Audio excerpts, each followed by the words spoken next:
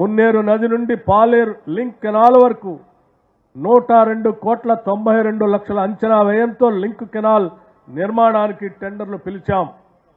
ఖమ్మం నగరాన్ని వరదల నుండి కాపాడటానికి మున్నేరు నదికి ఇరువైపులా ప్రొటెక్షన్ వాల్ నిర్మాణానికి 525,36,00,000తో చేపట్టగా పనులు వేగంగా జరుగుతున్నాయి. భూమి అనేది స్థిరాస్తి. గత ప్రభుత్వ హయాంలో చేపట్టిన ధరణి చట్టంలో జరిగిన అక్రమాల కారణంగా సామాన్యులు తీవ్రమైన వేదనకు గురయ్యారు.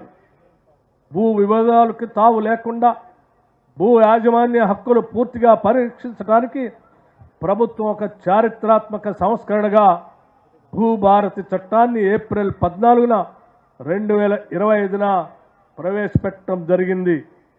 ఏప్రిల్ 17 నుంచి ఏప్రిల్ 30 వరకు రాష్ట్ర వ్యాప్తంగా ఉన్న అన్ని మండల కేంద్రాలలో నూతన ROR చట్టం భూభారతిపై అవగాహన కార్యక్రమాల్ని విజయవంతంగా నిర్వహించాం.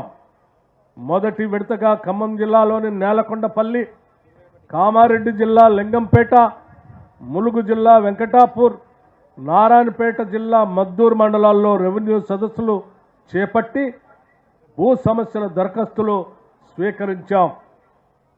మన ఖమ్మం జిల్లాలో నేలకొండపల్లి మండలంలోని అన్ని గ్రామాల్లో నిర్వహించిన రెవెన్యూ సదస్సులో రైతుల నుండి 3,224 దరఖాస్తులను స్వీకరించి ప్రత్యేక టీముల ద్వారా ప్రతి దరఖాస్తును పరిశీలించి అర్హత కలిగిన దరఖాస్తుదారులందరి సమస్యలు పరిష్కరించాం. మధిర నియోజకవర్గంలోని బోనకల్ మండలాన్ని 2వ పైలట్ మండలంగా ఎంపిక చేసి రెవెన్యూ సదస్సులు నిర్వహించాం. జూన్ 3 అంటే రేపటి నుండి తెలంగాణ రాష్ట్రంలోని అన్ని మండలాల్లో రెవెన్యూ సదస్సులు నిర్వహించి రైతులందరి సమస్యలు పరిష్కరించుటకు ఆదేశాలు జారీ చేశాం. రెవెన్యూ శాఖను పటిష్టపరచుటకు ప్రతి గ్రామంలో గ్రామ పరిపాలనా అధికారులను నియమించుటకు ప్రభుత్వం చర్యలు చేపట్టింది.